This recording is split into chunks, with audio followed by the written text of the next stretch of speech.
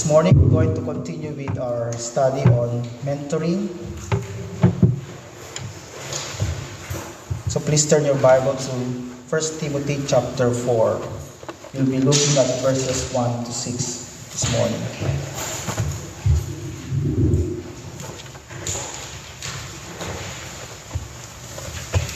I know when you come to church this morning, to the so-called household of God, you bring all your troubles, your burdens, your trials, and perhaps also worries or anxiety because of what's happening in your life or what's happening in the world.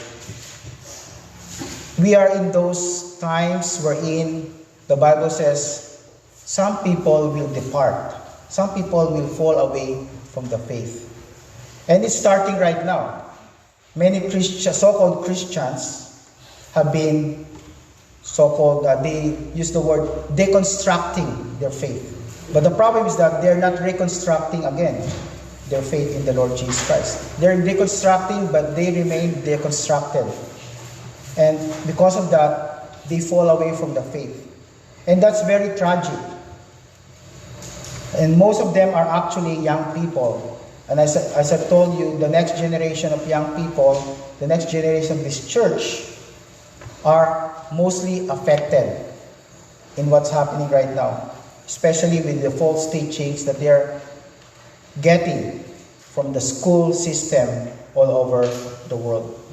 And it's not surprising because since the time of creation, especially dating back to Genesis chapter 3, there has been this battle between our God and the enemy, Satan.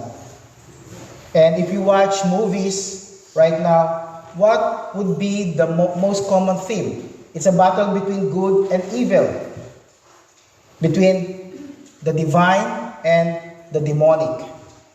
Those are the main themes of what we are seeing right now on television or in the movie theaters. And it's true. Even if you don't believe that there's this enemy of our souls, the enemy of the church of the Lord Jesus Christ, Satan, it's a reality that Satan is always there to get all those people who don't really believe in the Word of God and don't believe in the Lord Jesus Christ and get them into His kingdom. And that's why we are here. We are here to connect with them, reach out to them, and tell them that we belong to the kingdom which is victorious already because of our Lord Jesus Christ. Remember, as we have sung a while ago, we are redeemed by the blood of the Lamb. That's the good news that we need to tell them, that we are redeemed by the blood of the Lamb. And there's no way that you can be redeemed by anything else or by anyone else. It's only by the blood of the Lord Jesus Christ. God calls everyone, all of us, to respond to the Word of God.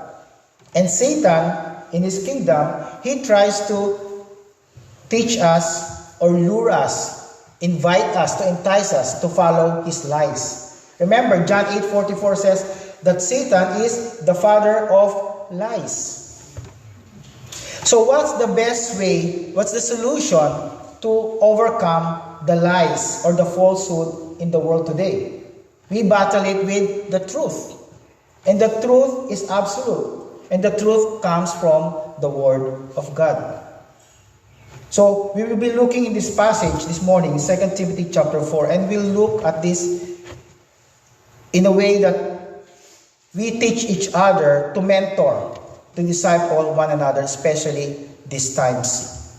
So our main point this morning is that we, as mentors or teachers of the next generation, should teach the truth in order to fight against error, especially in the end times. Let us pray.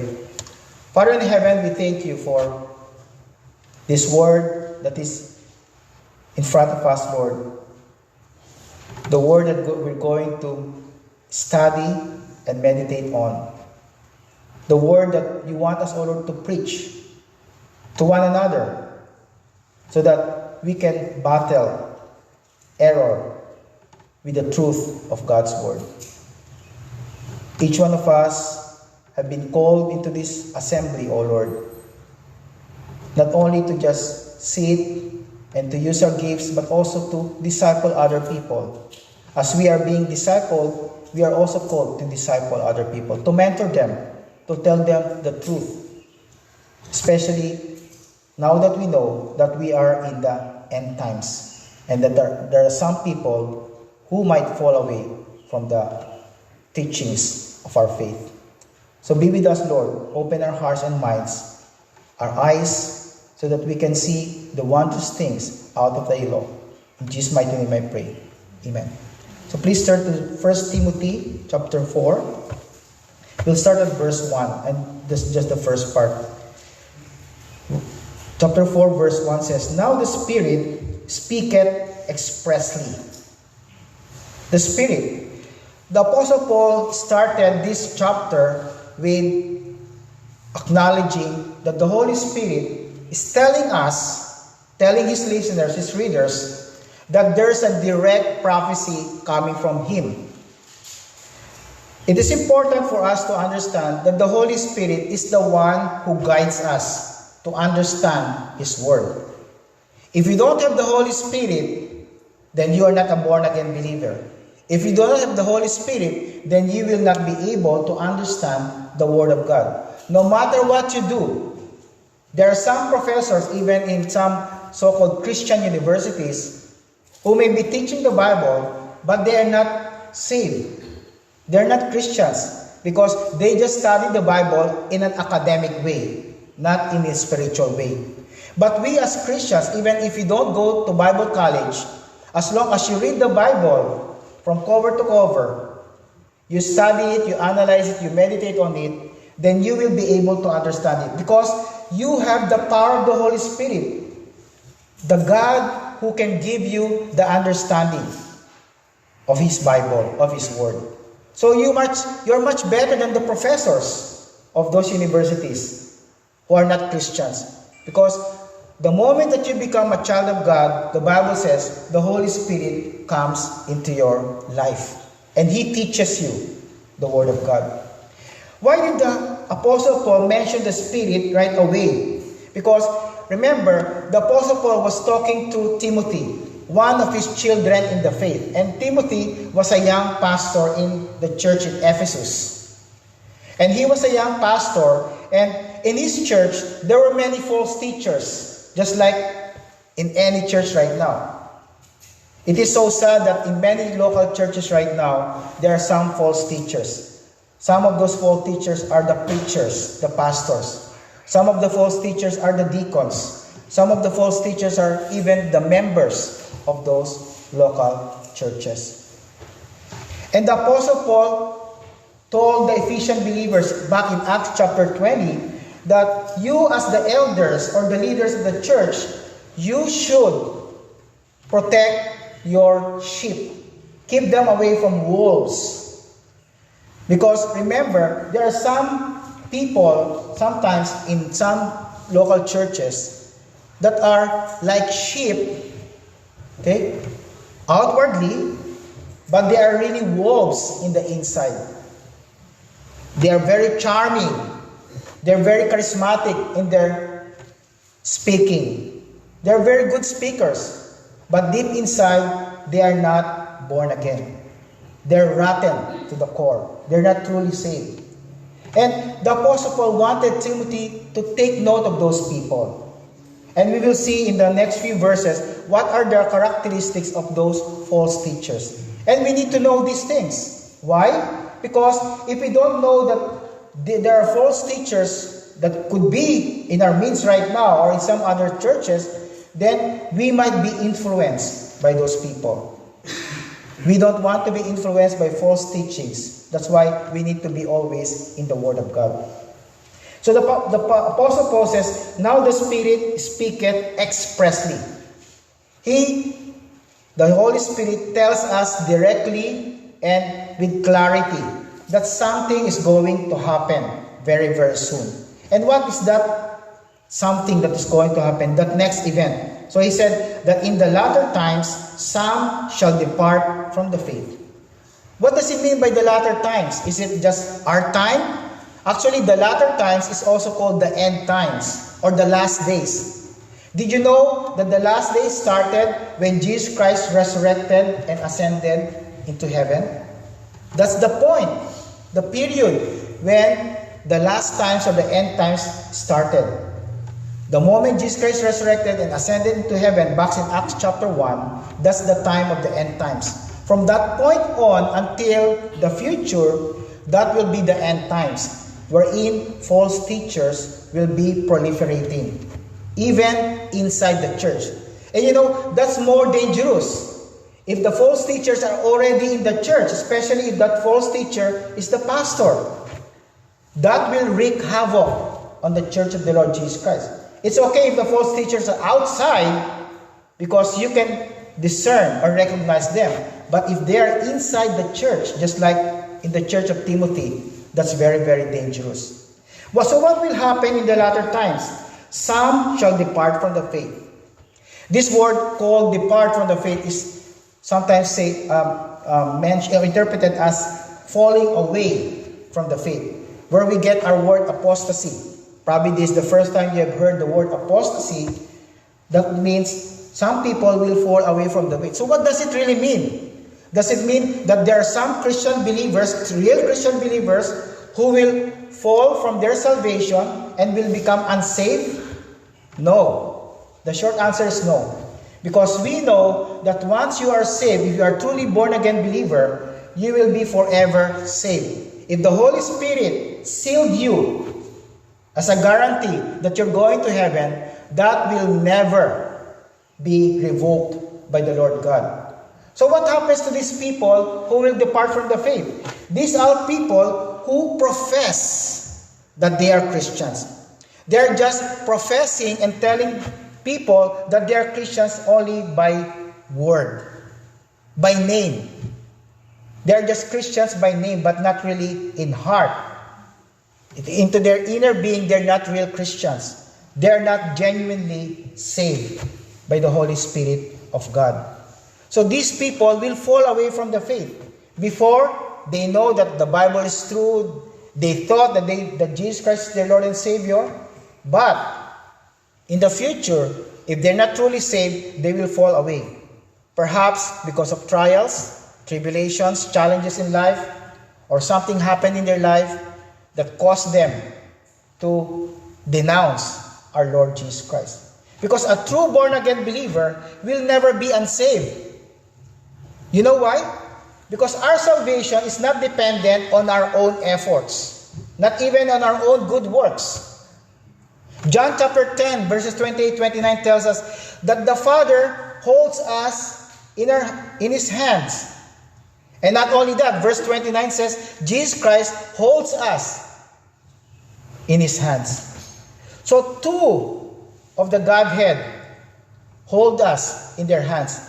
And they said, Jesus Christ said, no one can pluck you. No one can pluck the sheep of God from His hands. So that means our salvation and the maintenance of our salvation is not dependent on us.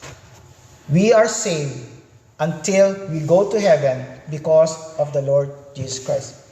You might be here today and you might be saying, you know, Pastor, I know that I'm saved, but I need to continue to work so that I can keep or maintain my salvation.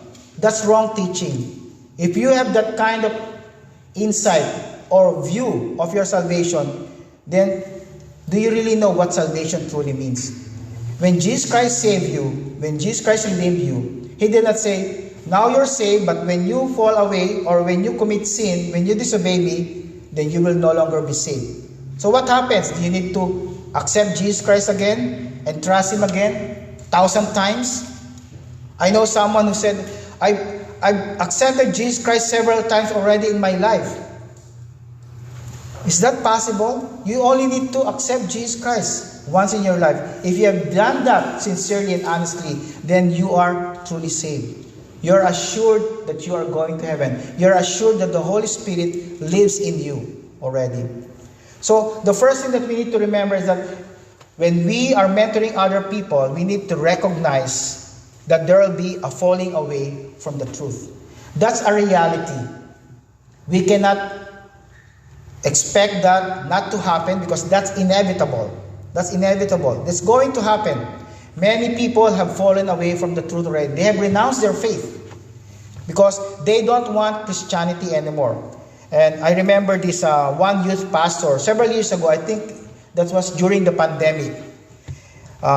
He announced it actually on Instagram, on social media, that now I'm no longer a Christian. Before I was a youth pastor of this popular church, a famous church, but now I'm no longer a Christian. I don't want to worship Christ anymore. I'm now an atheist. And you know what the reason he gave? He said, because when I went to Africa, went to a missions in Africa, I saw all those children. And I cannot believe that God can permit those children to die of famine, of starvation, and suffer like that. I cannot believe in that kind of God. Can you imagine a youth pastor teaching young people, the next generation, about the good news of Jesus Christ, suddenly even announcing all over the world that he's no longer a Christian? How many young people will be affected by that youth pastor? Perhaps that youth pastor was not genuinely saved. Just like that movie, Left Behind, right? The pastor in that Left Behind movie, he was surprised that when there was a rapture, he was left in his own church. And he realized that he was not genuinely saved. So right now, my brothers, sisters, I don't know your heart, but God knows your heart. Do you really know that you're going to heaven? Do you know that you are truly born again? Amen. You can know. Because the Bible says, if you declare that Jesus Christ is the Son of God and you believe in Him, you receive in His name, then you become the child of God. Have you confessed your sins? Have you repented of your sins? Turn away from sin and turn towards God. And told Him, Jesus Christ, I turn away from my old lifestyle. I turn towards you. I want you to become my Lord and Savior. That's the only thing that the Bible tells us. Confess Jesus Christ as Lord and believe that He was resurrected from the dead on the third day. And if you're not sure, then you need to do that. Perhaps right now or after the service. Kneel down before God and tell Him, Lord, I want to receive Jesus Christ to become part of your kingdom. Too sad, many people are falling away from the faith, from the truth of the Word of God. In the Old Testament, there are some people who were like that also. So it's not only in the New Testament that we can find people falling away from the faith. For one example is Amaziah, King Amaziah from the kingdom of Judah. He started as someone who worshiped the Lord. But at the latter part of his life, the Bible says he departed from worshiping the Lord. Another one that is more popular and more famous among us will be Judas Iscariot. Judas Iscariot was one of the 12 disciples, chosen specifically by Jesus Christ. But what was the end of his life? He committed suicide and he was never saved. He became even the treasurer of the group. But nevertheless, he was called the son of perdition. He was never saved. Even though he felt he belonged to the circle of 12, he was not truly saved. So that's why I want you to make sure that you are saved. I'm not here to judge you or to criticize you, but you need to evaluate and analyze yourself. Are you truly saved? Are you a born-again believer? One more in 2 Timothy chapter 4. Let's turn to that. 2 Timothy chapter 4. So the next book, 2 Timothy chapter 4, verse 10. This person was formerly a co-missionary worker of the Apostle Paul. It says here in 2 Timothy 4:10, For Demas has forsaken me, having loved this present world, and is departed unto Thessalonica, Crescens to Galatia, Titus unto Dalmatia. Demas is an apostate. He fell away from the faith. He loved this present world. The Bible says, do not love the world or anything that is in the world, because the love of the Father is not in the world. If you love the world so much that you hate the Father already, in comparison, then perhaps you're not saved. You're not a born-again believer. So don't love the world. Love the Father Himself much, much better than the world that you live in. And one more thing is in 1 Timothy chapter 1, verses 18 to 20, Hymenaeus and Alexander. So here, the Apostle Paul describes to us another picture of a person falling away from the faith. 1 Timothy 1, 18 to 20. This charge I commit unto thee, son Timothy, according to the prophecies which went before on thee, that thou them mightest war a good warfare. 19. Holding faith and a good conscience, while some, having put away concerning faith, have made shipwreck. Okay? That's how he pictures falling away from the faith, a shipwreck. Of whom, verse 20, is Hymenaeus and Alexander, whom I have delivered unto Satan, that they may learn not to blaspheme. Hymenaeus and Alexander were also missionary workers, together with Paul. But the end showed that they shipwrecked their faith. They abandoned their faith. And many people nowadays are doing that also, because they are frustrated. They are disappointed with what's happening in the world, and they cannot believe that God would permit such things to happen. Many people are asking right now, why would a good God, if you say that your God is a good and faithful God, why would He allow so much suffering in the world? Why would He allow those 5 men in the Ocean Gate Titan submarine to die at the deepest parts of the sea? Why would He allow that? So God takes the blame for everything bad that's happening. But for everything good that's happening, who gets the praises? People. Presidents, prime ministers, leaders, even pastors. God did not get all the credit and the glory when everything that is good is happening. How unthankful, how ungrateful are we, even as Christians? We should be thanking God for everything that's happening in our life. Good or bad times, we need to thank God. Because no matter what happens, whether in a good time or bad time of your life, the good experience or the bad experience in your life, God is always with you. He never would leave you or forsake you. Remember that. Apostasy, as it says here in verse 1, is predictable. God predicted that already, even back in the Old Testament. And it's chronological. That means the next thing that's going to happen, aside from the rapture, will be the falling away from the faith. And 2 Thessalonians tells us that when the Antichrist start to rise up, there will be falling away from the faith.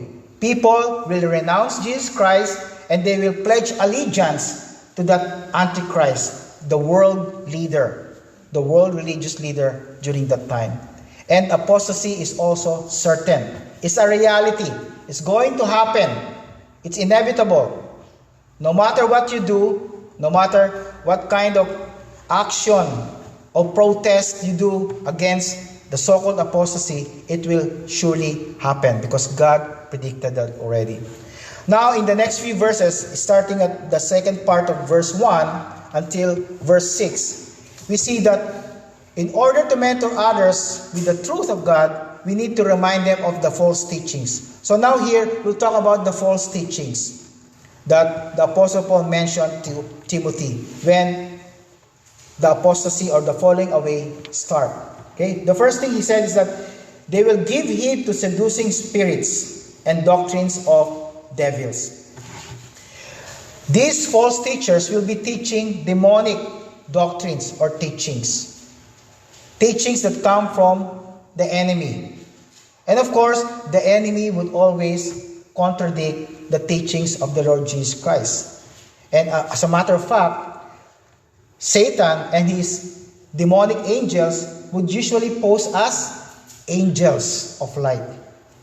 Of course, they will not appear just like what we fabricate in our minds, like Satan as a reddish-colored man with horns, with pitchfork, and fiery, because that's an ugly looking person.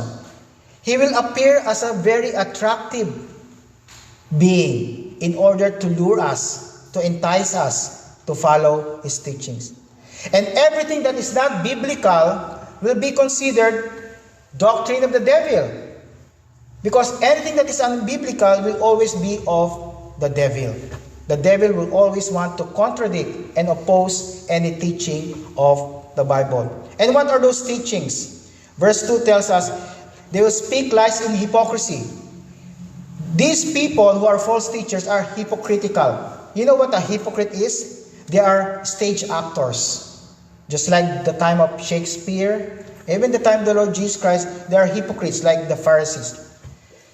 In the outside, they look good, they say good things, they look very spiritual, but deep inside, they are rotten. They are of the devil. Just like the Pharisees. Jesus Christ said, these Pharisees, they tithe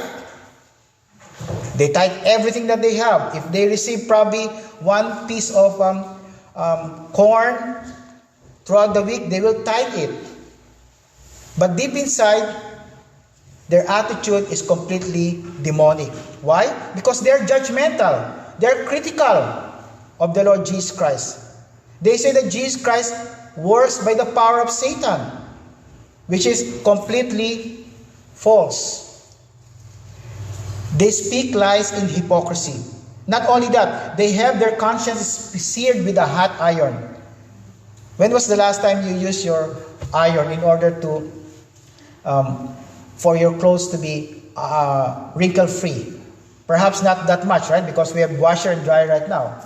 But when you use a hot iron and you accidentally put it on your hand, you know, it's painful right away. But after that, you feel numb, insensitive. That's what happens to the conscience of these false teachers, because they are accustomed to teaching the so-called biblical principles and also the doctrines of the devil, that they have become insensitive to the Word of God. They do not understand and apply the spiritual principles of the Bible anymore. For example, in the world that we live in today right now, right? The transgenderism, the LGBTQ, and so on and so forth. But I don't want to give you a false viewpoint that I hate those kinds of people. Of course, we do not hate people like that. We love all kinds of people. We want them to get saved. But their lifestyle and their principles getting pushed into our system, especially to the Christians, they are becoming insensitive to what the Bible is teaching us. The Bible teaches us clearly that marriage is between one man and woman, and that there are only sexes or genders, man and woman. But now, because this has been very popular and famous, and it's a big movement all over the world, that people say, oh, it's okay. If this person is of that group, it's okay. It's not only I love them, I go with them. Even as a Christian, I follow their lifestyle. I believe in them. I believe that God loves them also, and they should be respected, and they should be given so much importance in our society. But the problem with those people is that if we just tolerate them and not tell them the truth about the good news, then they will think that what they're doing is right before God. That's why our purpose here as the church, in 1 Timothy chapter 3 here in our passage, in verse 15 it says here, the house of God, which is the church of the living God, is the pillar and ground of the truth. So why do people go to church, and what should the church do?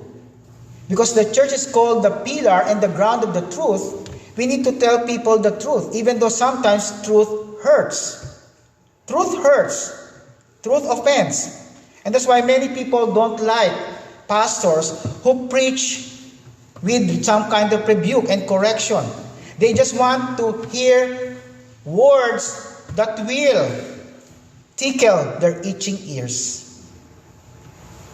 topics that will help them make comfortable, topics that will help them to feel happy and not sad because of their sin. But we need to be having that kind of balance. We give comfort, but at the same time, we tell people that they need to be corrected if there's wrongdoing happening in their lifestyle. And that's what we do with this generation that we are in right now. Their conscience is seared with hot iron. They're insensitive already because they thought that what they're doing right now is true and right before God.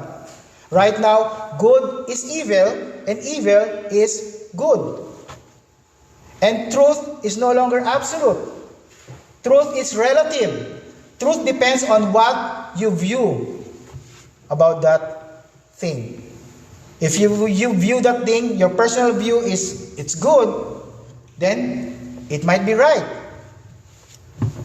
But we must understand that, as I've said a while ago, there's always this battle between good and evil, between right and wrong. And we know that even if you are not a Christian, you know what is right and what is wrong. You know it is not right to kill a person. Who in this world will say killing a person can be right depending on your opinion? Of course not. It's embedded in our heart that doing that thing is wrong before God. But the problem with the people right now in our generation, in our world, their consciences are seared like hot iron. They are no longer sensitive to the voice of the Lord. And I pray and hope that if you are a Christian, if you have been lingering in your sinful lifestyle, because you are not free from having a sinful lifestyle.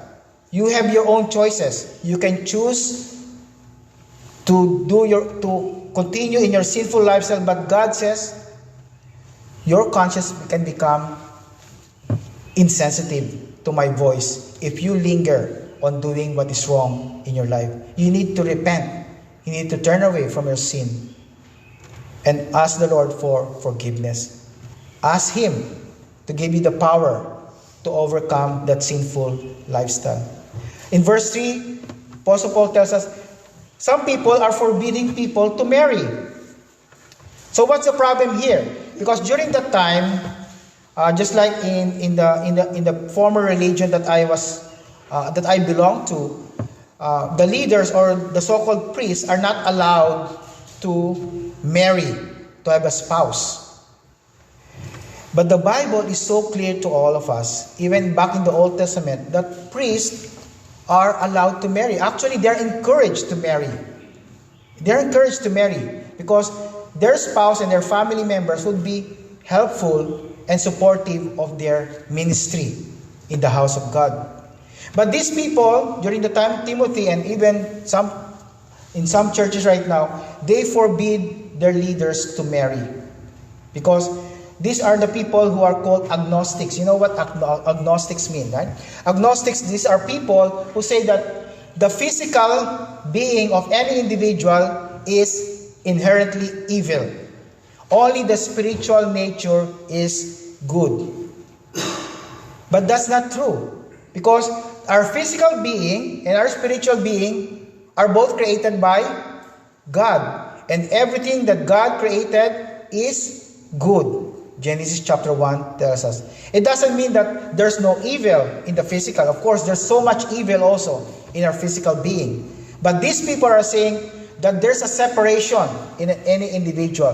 The physical is evil, but the spiritual is good. Those are the agnostics. And not only that, because they forbid to marry, they command others to abstain from meats. Food. Certain food. For example, again, in the former religion that I belong to, on so-called the Good Friday, you are not allowed to eat any kind of beef, pork, or chicken. Just fish and vegetables.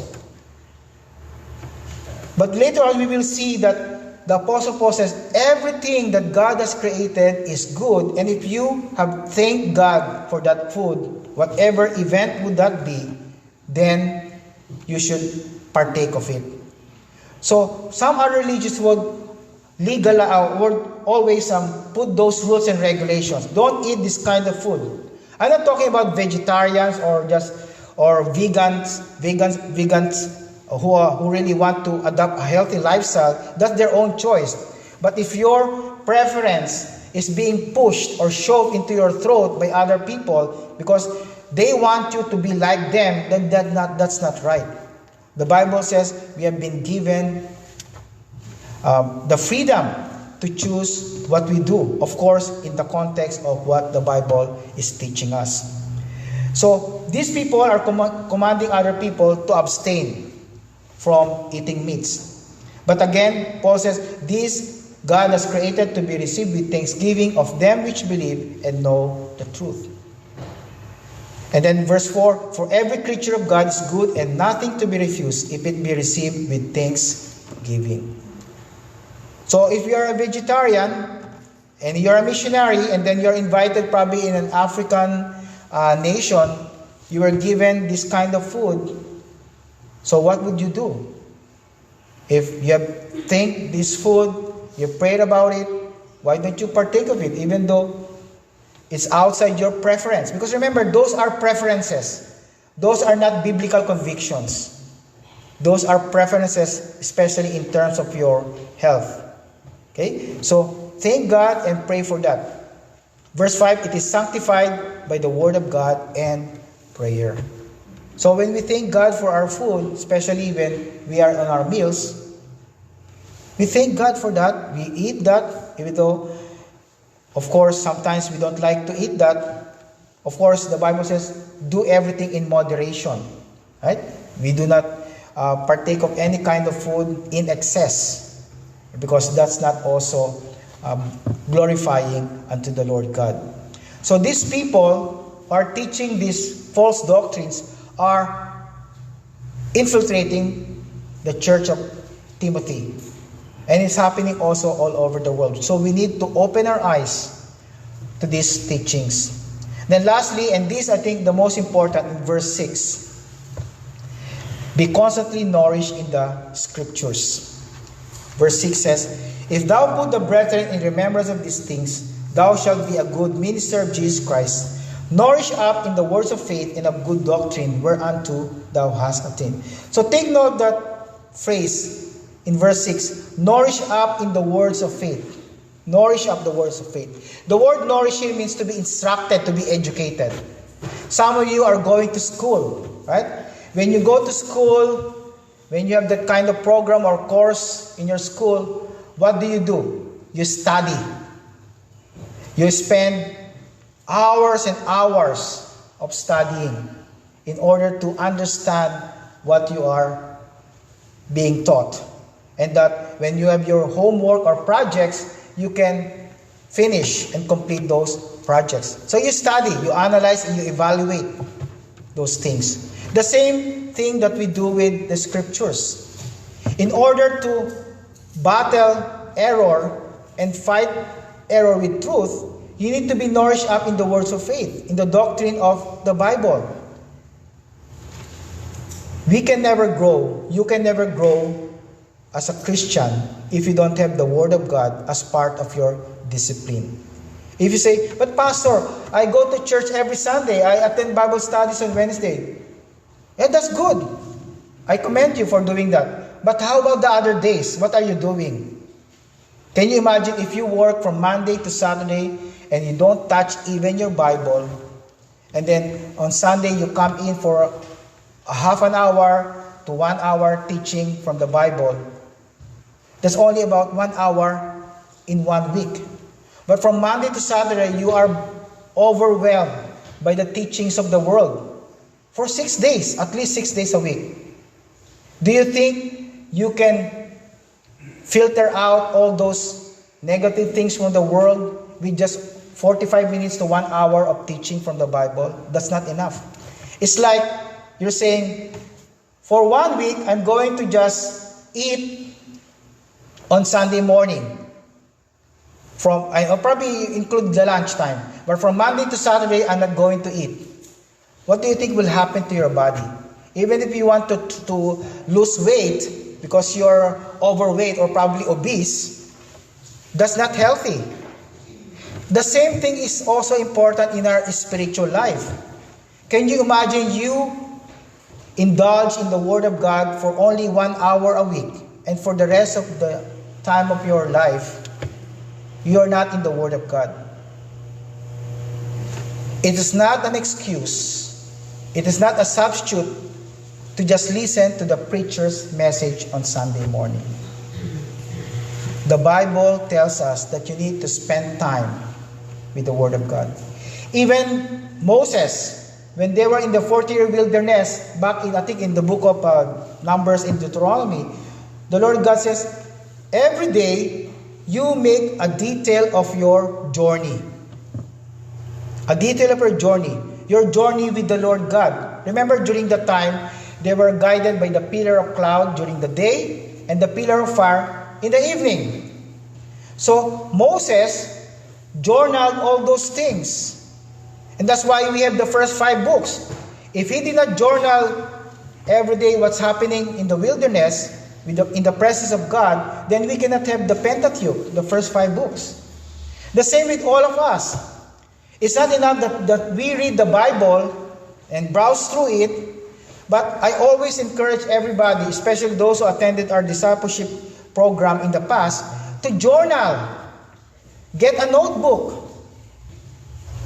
And that's one way that you are being nourished, being instructed. Because just like what we talked about this morning about the biblical authority that we stand firm in as an independent Baptist church, it is important for us to read the Bible at least from cover to cover every year.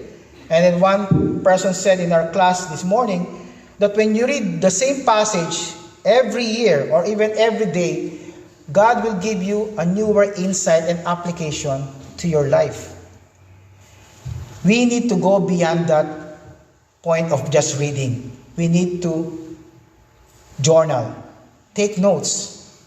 That's why I encourage you, when you listen to the message, take some notes. Because God is speaking through me as His messenger. This is not my opinion, this is the Word of God. And He wants us to be constantly nourished in the Scriptures. Because the Scripture is, 2 Timothy 3:16 again, can ask everybody who knows. 2 Timothy 3:16, all Scripture is given by inspiration of God and is profitable for doctrine, for reproof, for correction, for instruction in righteousness. All is Scripture. So you don't get to choose and to pick which passage you like to read. Don't just read Psalms and Proverbs all throughout your life, but read from Genesis to Revelation. Even the book of Leviticus, even the book of Numbers. I know sometimes you might feel it's so boring to read, but God put those books because it's relevant to our life. From Genesis 1:1 up to Revelation 22:21, everything is relevant. Everything is given by inspiration of God. And just like what I've said this morning, even the periods, the colons, the dots and the titles, the Lord Jesus Christ said, they are important. They will not pass away. Even though heaven and earth will pass away, the Word of God will never pass away. We must read the Word of God, study it, meditate on it. And then, if possible, master the content of the Word of God. Memorize. I know someone who memorized Psalm 119. Can you imagine Psalm 119? All 176 verses, the longest chapter in the Bible. Someone memorized that. I'm not telling you to memorize that, but at least memorize one verse. At least probably once a week, memorize that. And you know what happens when you become a master of the Word of God? I'm not saying that you'll be perfect, but you can become a master so that no one can twist you around. When someone tells you about a false teaching, you know how to deal with that. Let's turn to 2 Timothy chapter 2, verse 15. This will be the result. 2 Timothy chapter 2, verse 15. Study to show thyself approved unto God. That means Be diligent in studying the Word of God. A workman that needeth not to be ashamed, rightly dividing the word of truth. So you will not be ashamed when you know the Word of God. And then you will give the right credit and the glory to the Lord because you are dissecting the Word of God properly and accurately. You don't just mention one passage and then explain it according to your own opinion. You are able to interpret it because the Holy Spirit teaches you and guides you into the truth. So how do we live the teachings that we have learned from this morning? That there will be false teachers. We need to recognize their teachings, and we need to be nourished in the doctrines of the faith in the Bible in order to overcome falsehood. First and foremost, I would like to challenge you to live in the Spirit. We started this passage with the phrase, now the Spirit expressly tells us or speaks expressly that in the latter times there will be people departing from the faith. If you are a born-again believer, the Bible says, walk after the Spirit and not after the flesh. You know why? Because the flesh is always opposed to the Spirit. The flesh says, I want to eat this Big Mac meal. But the Spirit says, it's not healthy for you. The Bible says, do not go into that place because you will be influenced to do something wrong. But the flesh says, it's okay, I can go there because I know that I'm strong in the faith. The Bible says, do not be unequally yoked with unbelievers. But your flesh says, it's okay, Lord, I can marry my boyfriend or my girlfriend even though he or she is not a Christian. When we get married, he or she will be converted. Those are excuses that God doesn't want to hear from all of us. Because whatever He says in the Word of God, He says, follow that. And you will not get into so much trouble. You will be in more trouble if you disobey the Word of God. So live in the Spirit. The Spirit guides us. The Spirit goes ahead before us and make us choose the right direction. And of course, in correlation with this, live by the Word of God. Obey the Word. Trust that the Word of God is the only basis and foundation of our Christian lifestyle. Let us pray. Father in heaven, we thank you that now we know that there are false teachers all over the world right now. But you have equipped us with so much tools and resources, and especially the Word of God, to serve as our weapon. Because the Bible says the Word of God is the sword of the Spirit. It serves as our offense and defense against the enemy. So help us, Lord, to be masters of the content of your Word. And that through your Word, we'll be able to live by the Spirit of the living God, follow His leading and direction, and to live by its principles, the principles of God's Word. If there are some people here, O Lord, who are confused about their salvation, O Lord, we pray also for them. And I pray that they will come to know Jesus Christ as their Lord and Savior, turning away from their sin and turning towards the Lord. And there are some here in our midst who are born-again believers who might be living a life that is like the life of these false teachers. Lord, help us to mentor them with the truth. Help us, Lord, to disciple them and tell them that they need to go back to the teachings of God's Word. Because we don't want them to be influenced by the world that we live in. Thank you so much, Lord, for the perfect Word that you've given us, inspired by your Holy Spirit. And thank you, Lord, for the blessings of the redemption that you've given us through the Lord Jesus Christ. In Jesus' mighty name I pray. Amen.